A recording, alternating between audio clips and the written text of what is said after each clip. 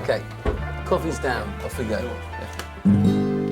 Hello, we are Supergrass.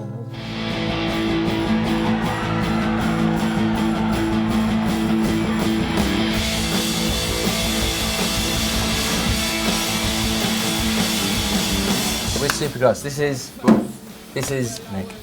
Who are you, Danny? I'm Gaz. In the back of the van, with my head in my hands, it's like a battery. Well, I was only 15. I think that we're playing better live than we probably ever have, and we're sort of experimenting with different setups in the live gig as well, and I think that's really interesting.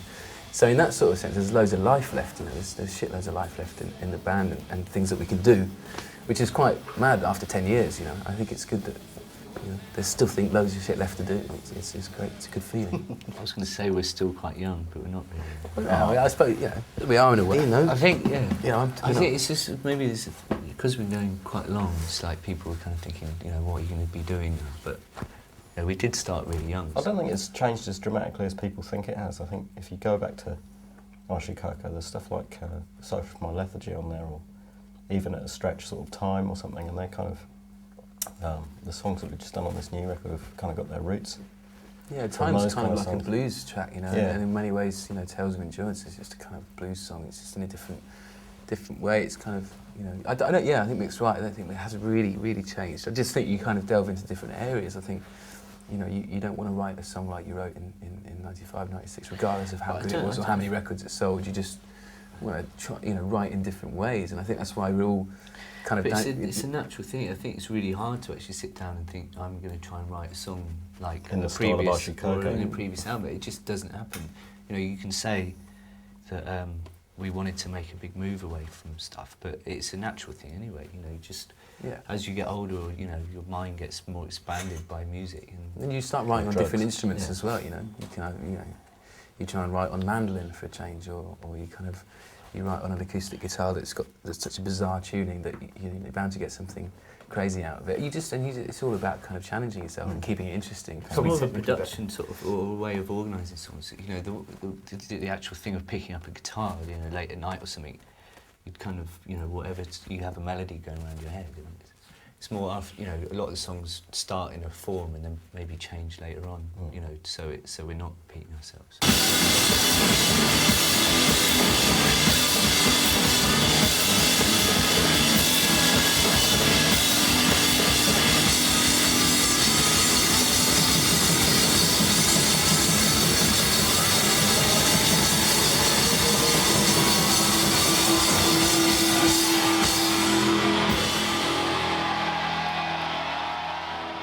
I just think we're kind of lucky. We all, because obviously all four of us write. I think all four of us kind of write in the.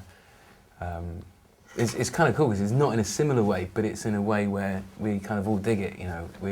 I think we're all into kind of chord changes that are sort of, they could be against the grain or just go in a slightly different direction and just playing with chords. I think it's something all four of us do sort of automatically. So that's why it's kind of. As a Supergrass sound, I suppose that is kind of where it comes from. I think there's definitely sort of very loose guides that we kind of use in our heads when we're, writing songs in terms of, not making them too self-indulgent or sort of just having, no hooks whatsoever in them and just sort of playing a one-note drone or something. I don't think we'd kind of go down that kind of route. But maybe it's always got to have melody, and it's got to have something kind of memorable about it, And I think even, that's why on this record it's like, there may not be kind of big sort of, kind of anthem-y singles and stuff, but the melodies are all kind of. But it is, it is very loosely sort of rock and roll or pop or whatever you want to call it. It's, we haven't sort of gone down the route of avant-garde jazz yet or something that's probably beyond us. We still have our superpowers. Yeah. We're just kind of all songwriters, and it just kind of, it's the way it is. It's. I think it kind of adds to the diversity of the band, and within the records they're always kind of very sort of different song to song, but and then it's about kind of containing it to sort of be really kind of focused album and stuff.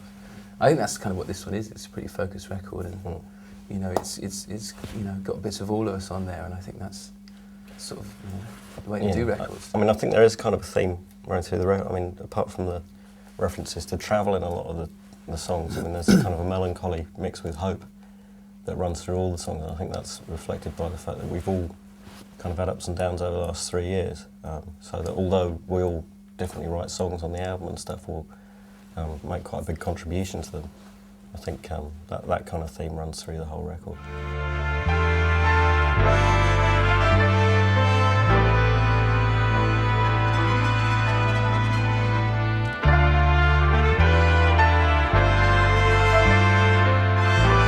Tales of Endurance was the first track we recorded. The very first session we went over to Normandy. It looked like a good statement to make at the beginning of a record, you know. It's a statement of intent, you know. It was an interesting kind of start point because it's, I suppose it's got quite a lot to it, that track, you know. It's kind of split up into 3 different sections, if you like, and all of very different sort of moods. The lyrics sort of refer to, you know, commercial suicide and not being worried about kind of repeating what we'd done before in terms of success and stuff. In an artistic way, we wanted to sort of branch out and do something new, experimental, and just see what happened, you know, whether it was going to sell or not. Yeah, and I think be confident about it, and that's where sort of lyrics like that come out, you know. It's sort of confidence in what we're doing, even though we know that, you know, I mean, people could you know, be looking for a pumping on your stereo or whatever they want. They were the bits that got ditched. I mean, I think the reason that it was called Tales of Endurance is because it took so long to make, and we didn't actually put all the parts together until quite late on in the making of the record. I think it was one of the last ones we actually finished, so they kind of got left by the wayside. But hopefully we might revisit those on the next album as a prequel. They're quite fashionable these days. Yeah, absolutely.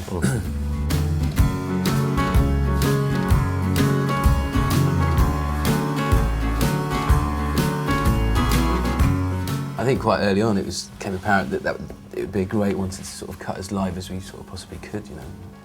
And it was just a really enjoyable sort of experience doing that track, you know, just kind of all being in the same room. And even though I was on acoustic, you know, the drum spill was going all over the mic and stuff, but it didn't really seem to matter. It kind of gave the whole kind of track some sort of atmosphere and a real air about it. I think the strings were really good on that as well. I think that was one of the ones. I mean, we worked very closely with the string arranger on the track Roxy later on in the record, but for this one we kind of just said, you know, we want some strings on this track, and we want it to be kind of East meets West, like kind of a bit. I mean, there's a country vibe in the song, but there's also, because it's called St. Petersburg, it's got this kind of Eastern European thing with the zither and stuff as well. And we just sort of said that to him, and he went off and scored these strings. And you know, we'd sort of got the score in front of us, and we can't read music, and you don't really know what it's going to sound like. And then you've got 8 string players in the studio actually playing it. And it was, I think the first chorus when they come in, it just sounds amazing. I was quite blown away by it. Yeah, it's a great moment, you know, when you kind of you don't really kind of know what's going to happen, and you kind of sat in the control room. These players just bring out these beautiful kind of harmonies in the parts and stuff, and it was really great, you know. Those kind of moments are great when you're making a record. You know, unexpected things and stuff. It's great.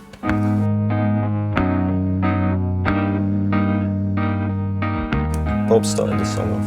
I don't know if you want to add anything to that, Bob. The chords, I suppose, were just sort of just trying to do a thing where the chords would be the sort of same chords backwards and then forwards, like just playing around with sort of sequences, and the sort of verse came out, and then we worked on it as a band and got all the vocals and lyrics.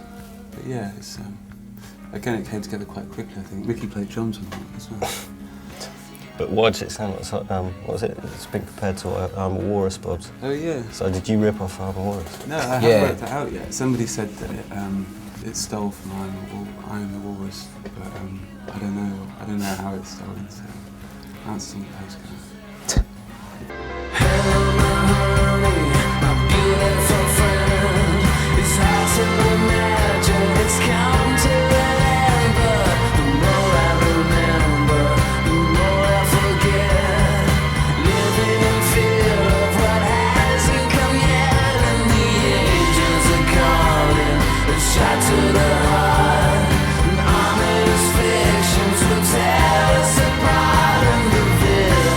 Sorrow,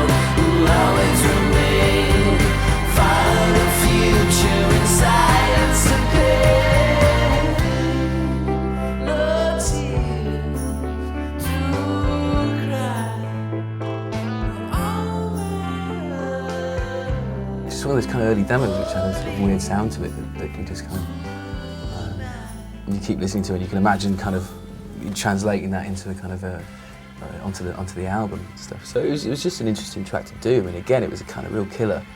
It took a few takes. It was Tales of Endurance Part 7. It took a few different performances to get it right and stuff, but it's kind of, I think, you know, the end result and stuff. I mean, even you know, the 11th hour, we were playing around with the structure of the different sections and, you know, physically sort of moving chunks around and just to check out the different sort of structures and things, because it's just another interesting side of sort of writing songs, kind of how things can be laid out in front of you. So, but yeah, the end result is kind of really interesting, I suppose. It's kind of, what's that song about?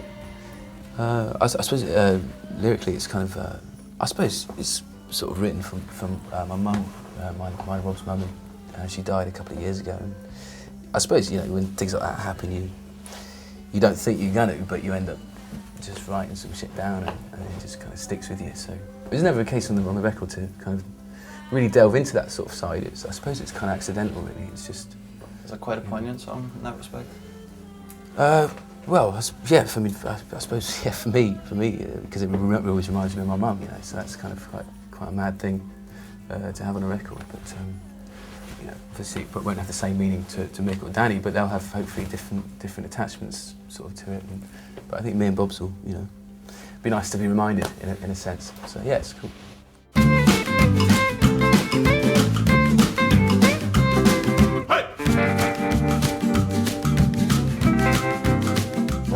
That's kind of the intermission to the record, and we were looking for some sort of French chanteur to come in and kind of sing some sexy French vocals over the top of it, but we just ran out of time looking for one. But yeah, it's just a, you know. Didn't try. Well, we should have tried it, but maybe if we had, then it wouldn't be a Supergrass track.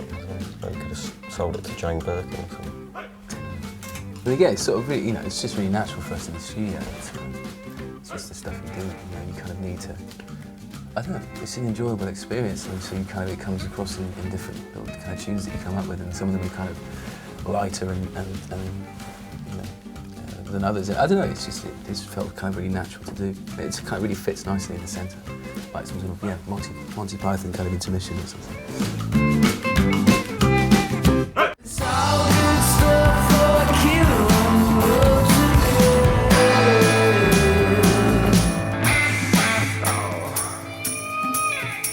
Where the studio is, you have to drive down the road to Rouen to get to where we recorded. Well, it is, yeah. I mean, it's off the A16, isn't it? Just past Deep Shit. The A16, way in France. Yeah, that's what it is. Yeah.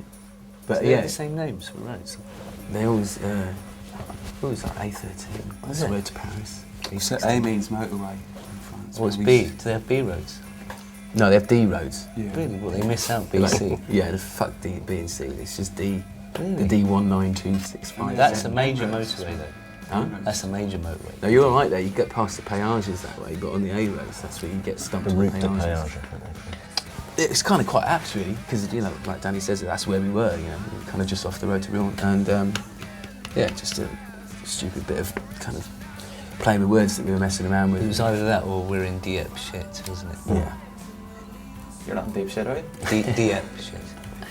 Yeah, no, so, yeah. No, obviously we're not in deep shit. No, It just felt right.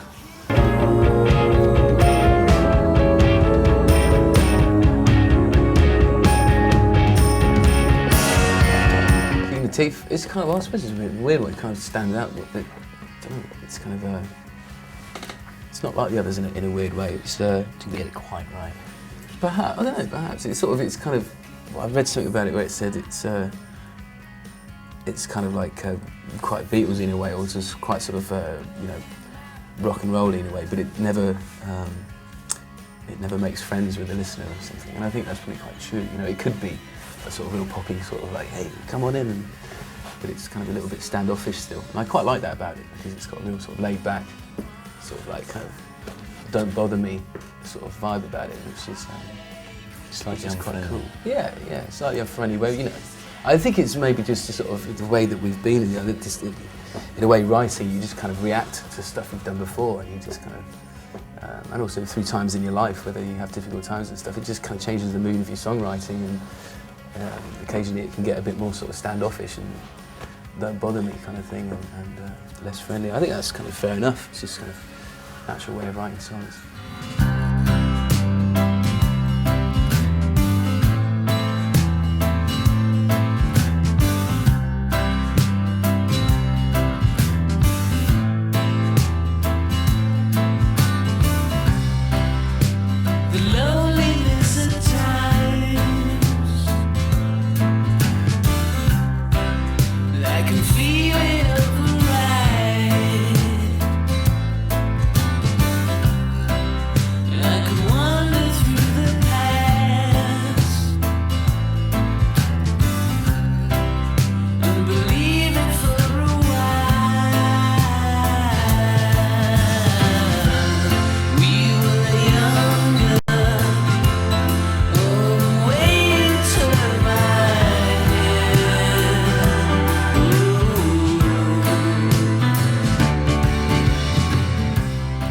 Just a kind of really simple song, you know, just it was all about the kind of the fact it's kind of guitar, piano, bass and drums, a really kind of simple kind of stripped band, and one of the key things was bringing over a piano that I had at home. It's just kind of got a real kind of saloony, slightly kind of honky-tonky sound, but just kind of really individual sound, and we took it over to France, and you know, I suppose on that track, you know, the piano's kind of quite apparent, the piano sound and stuff, and that really kind of excited me, that sort of, that different sort of vibe to the band. It's, but yeah.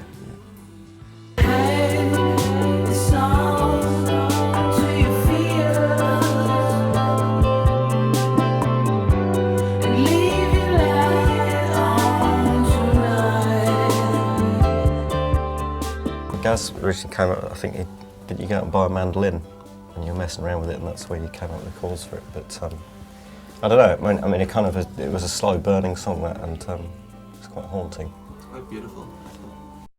Thanks. Yeah, I think it's sort of changed as well over the, it was again, when you sort of write, you get really sort of great moments where you think the track's kind of been hanging around for a little while and it's not, you know, nothing's happening, and then you just sort of sing a melody line over it that just suddenly, and that's, you know, where the verse melody came along, it just came out of the blue, and suddenly it sounded like a song.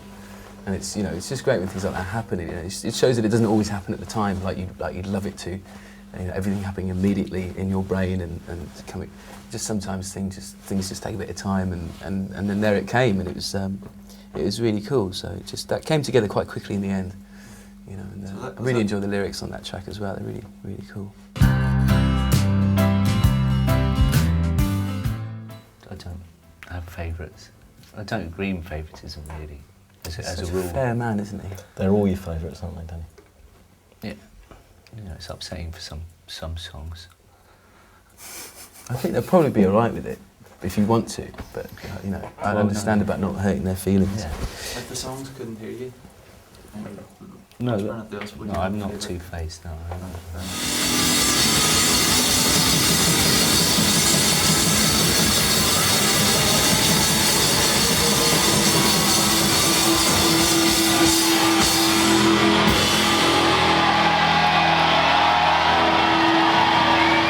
We'll be coming your way, wherever you are.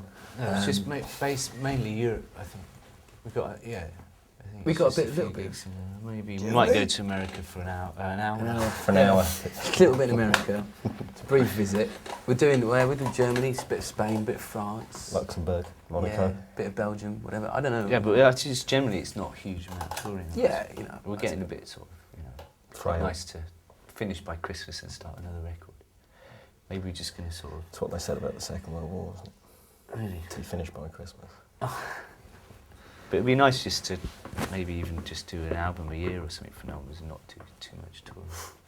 We'll see how it goes, eh? Danny's got his kit back here, which has got like a suitcase for a bass drum, and it's kind of, you know, replacing the, you know, the traditional sort of instruments with, you know, kind of more homemade stuff in a way. But I mean, you know, I'll be on acoustic guitar, and Bob's will have a whirling piano and stuff. It's really kind of stripped down band stuff, but in a way, I suppose it's sort of how we write songs, you know, when we're in the living room. You know, I'll have acoustic and Danny will sort of be on a little sort of weird drum or a shaker or something, and it'll all be stripped down like that for writing. And I think it's almost like you want to kind of, well, hopefully if it's good enough, you want to show people kind of what that sounds like, because I think we really dig it. We really like that sound.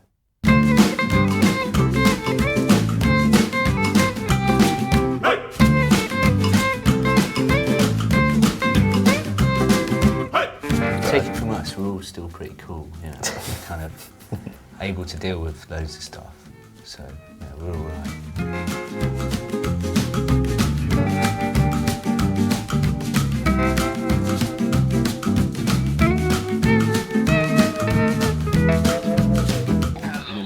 Oh, damn it. Turn it off. Jesus Christ.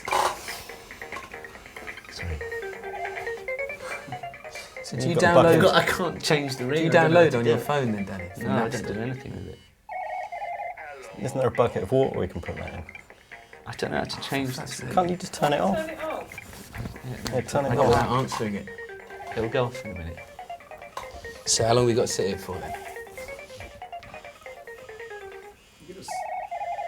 Go on, over the top. Oh, it's going on for ages. Turn it off. It's probably it's your voicemail. That's why they always go on for it. Is it voicemail? Oh, it's my brother.